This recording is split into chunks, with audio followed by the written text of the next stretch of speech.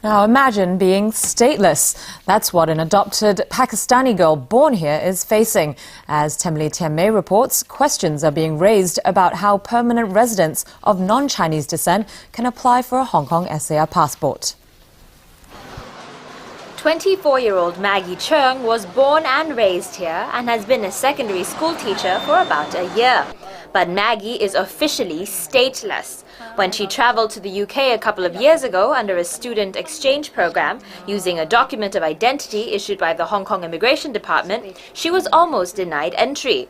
Maggie was legally adopted at the age of 3 by a local Chinese family when her biological mother moved back to Pakistan. She succeeded in applying for a home return permit to enter the Chinese mainland, but was twice denied a Hong Kong SAR passport.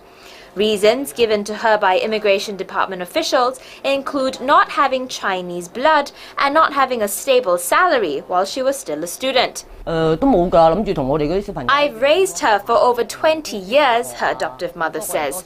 Doesn't she deserve this right? Don't I deserve this right? Under Article 32 of the United Nations Convention relating to the status of stateless persons, Hong Kong has the obligation to, as far as possible, facilitate the assimilation and naturalization of stateless persons. But this is not legally binding. A legal professional who's also a member of Hong Kong Unison, an advocacy group for ethnic minorities, says Maggie already qualifies under Chinese nationality law. It says that if your either parent or both of your parent is a Chinese national and you are born in Hong Kong, you are born in China, Hong Kong is part of China, then you have nationality, right? So under Chinese law, so far as I remember it, an adopted child, legally adopted child, has exactly the same legal status as a biologically born child. And that's the same as Hong Kong law. Maggie wonders if her unsuccessful applications had to do with her skin color, and she even toyed with the idea of leaving. I love Hong Kong. I love this city. How? Because I live in here for 30 few years. All my things, all my parents, my family is here. My friends is here. How can I live?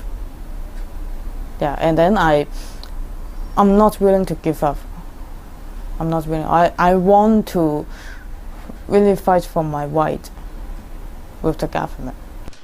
Yesterday, the Immigration Department called Maggie to say that the application she put in last November was being processed smoothly.